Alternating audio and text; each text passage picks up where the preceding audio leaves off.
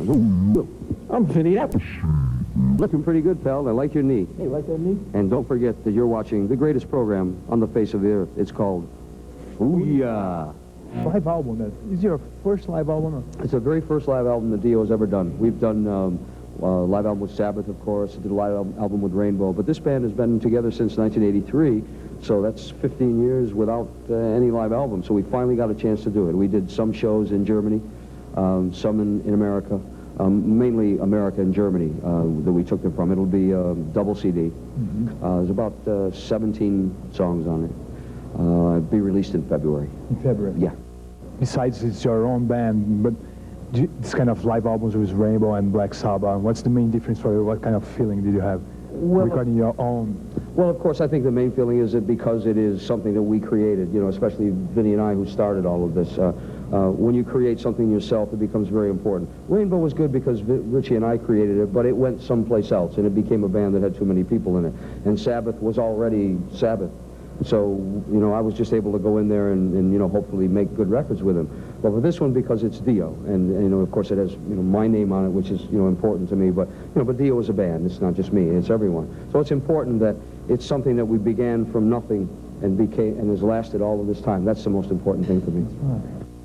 First of all, because great singers, Klaus Meine, yourself, Bruce Dickinson, what do you like? Have you met them before? Oh yeah, Klaus and I have known each other for years and years and years. In fact, he calls us the Everly Brothers because we're both small and we both, you know, we've known each other for a lot of years. And I've known Rudolph I've known everybody in the Scorpions for years. In fact, when I was in Rainbow, they opened for us in 1976, and that was when Michael Schenker was in the band. And I remember Richie saying to me, "This band is going to be really big." And so we met them that first time, and they were, oh, it's Rainbow, and they were just like the little kids, you know. But of course now they've become and they've always been wonderful, wonderful people. So it's great to see them again because they're such good friends. I've known Bruce forever. We've known Maiden, the guys in Maiden, forever. We'd always go to their shows. They would always come to ours. So again, we're friends, good friends. Jason is a great kid. We've known Jason since probably 87, 88. I think we did a show. Jason did his first show in. We were opening for Purple, as a matter of fact. It was Deep Purple, Dio, Cinderella, Jason's band. We met him then, and he's just a really nice kid. Very well, yeah. I knew John very well. I knew all the guys in Zeppelin very well. But certainly because when we were in Sabbath, they come from this, well, certainly Robert and John came from the same place that Geezer and Tony and Bill came from. So they would always come to the show, too. So I got to know them very well.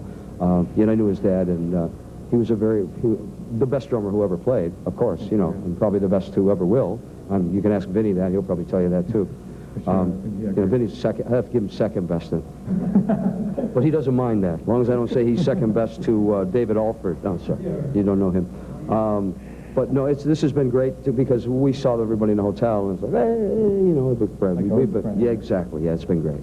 And you work like with Richie Blackmore, that he's not the kind of easygoing, and Tony Iommi also. No, that's not true. See, you take as you find. You know, with me, Richie was always. I never ever had a problem with Richie because when you have respect from people, he respected me, I respected him. I knew enough to leave him alone, and he knew enough to leave me alone because we're very private people. So we never, ever had a problem. It's all other people who had a problem with Richie because they either didn't understand him or they wanted to have a piece of him and he wanted to be left alone. Tony never had a problem with Tony. Tony was always great. Tony's just a great guy. He's funny. He's a good friend. He's just a good person, Tony. I never had a problem with anything. The problems were from other sources. We broke up, of course, so that means it seems like there was a problem. But it really wasn't a problem between us as people. It was more of a problem with people saying to them, maybe, whispering in their ear. And, you know, sometimes people believe what's said. They believe lies. And there have been a lot of lies certainly told about me.